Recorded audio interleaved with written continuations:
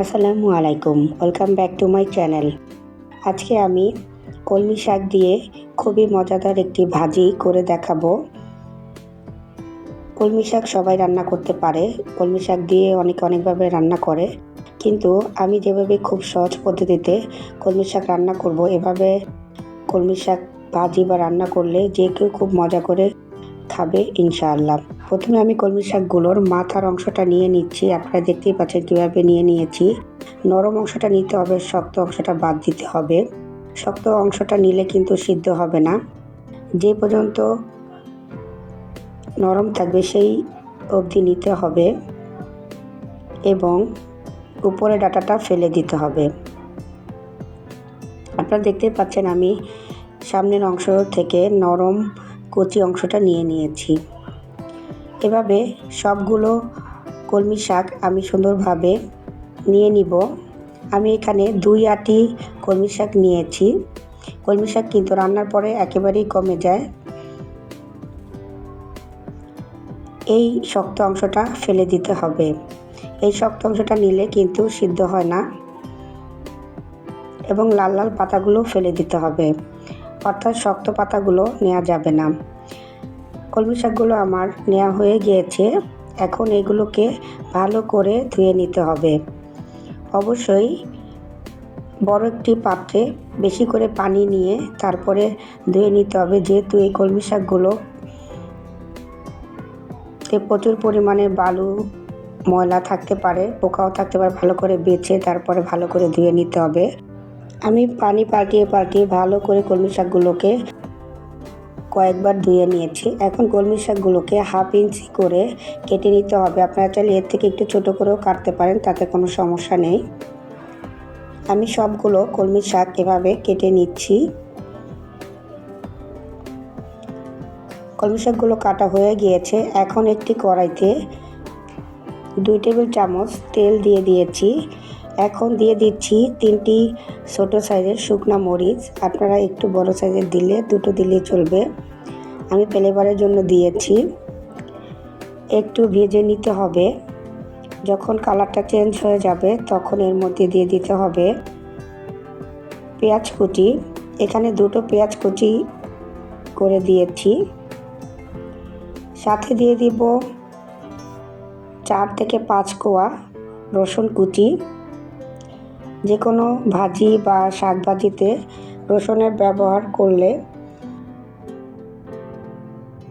এর স্বাদ বেড়ে যায় অনেক গুণ। পেঁয়াজ এবং রসুনটা ভেজে নিতে হবে। পেঁয়াজ রসুনের কালারটা যখন চেঞ্জ হয়ে যাবে তখন এর মধ্যে দিয়ে দিব 1/2 কাপ ছোট চিংড়ি মাছ বা গুঁড়া চিংড়ি যেটাকে বলে। এখানে 1/2 কাপ নিয়েছি, আপনারা বেশি বা কম নিতে পারবেন।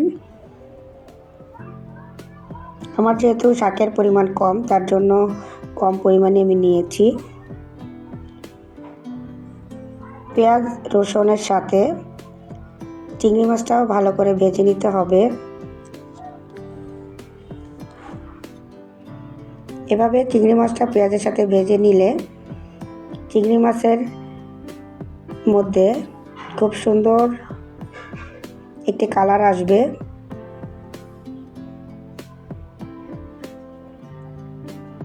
দিয়ে দিচ্ছি 5 থেকে 6টি কাঁচামরিচ। আপনারা ঝালটা বাড়িয়ে বা কমিয়ে দিতে পারবেন। দিয়ে দিচ্ছি সামান্য একটু লবণ। এ পর্যায়ে এসে লবণটা বেশি দেওয়া যাবে না, কারণ কলমি শাক কিন্তু রান্নার পরে অনেক কমে যায়, তাই প্রথমে অনেক কম দিতে হবে, তারপরে প্রয়োজন হলে সামান্য একটু অ্যাড করে দিতে হবে। এখন দিয়ে দিচ্ছি কলমি শাকগুলো।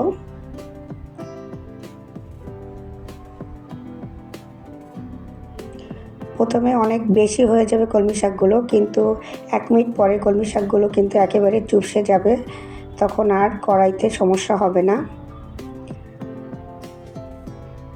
নেড়ে নিচ থেকে পেঁয়াজ রসুন এবং চিংড়ি মাছটা উপরে উঠিয়ে দিতে হবে।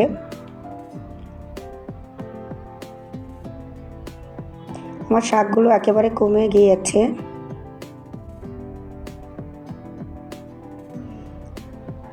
এখন আবারও নেড়ে দিচ্ছি।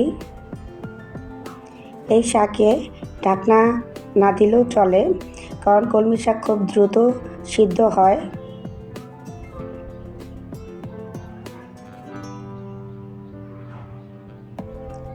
ঢাকনা না দিয়ে যদি কলমি শাকটা ভাজি করা হয়, সেক্ষেত্রে কলমি শাকের কালারটা অনেক সুন্দর আসে।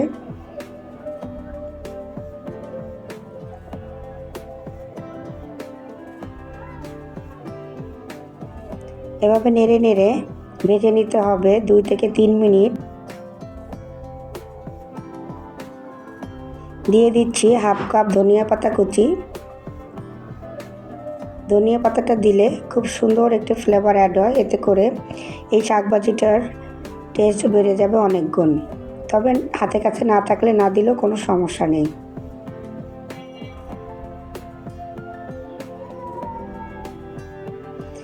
আমি যেহেতু প্রথম পর্যায়ে লবণটা কম দিয়েছিলাম, আর একটু লবণ প্রয়োজন, তার জন্য সামান্য একটু লবণ দিয়ে দিয়েছি। তবে একবারে অনেকগুলো করে লবণ দেওয়া যাবে না, এতে করে লবণের পরিমাণটা বেশি হয়ে যাবে আর শাকভাজিটা খেতে ভালো লাগবে না। নেড়ে নেড়ে একটু ছড়িয়ে দিয়ে শাকভাজিগুলো আমি করে নিয়েছি। যখন ভাজতে ভাজতে তেলটা শাকের গায়ে গায়ে থাকবে, অর্থাৎ তেলটা দেখা যাবে আর কোনো পানি থাকবে না, তখন বুঝতে হবে শাকভাজিটি হয়ে গিয়েছে।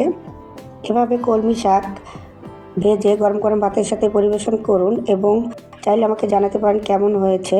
রেসিপিটি ভালো লাগলে লাইক, কমেন্ট, শেয়ার করবেন এবং চ্যানেলটি সাবস্ক্রাইব করবেন। সবাইকে আমার সাথে থাকার জন্য অসংখ্য ধন্যবাদ জানাচ্ছি।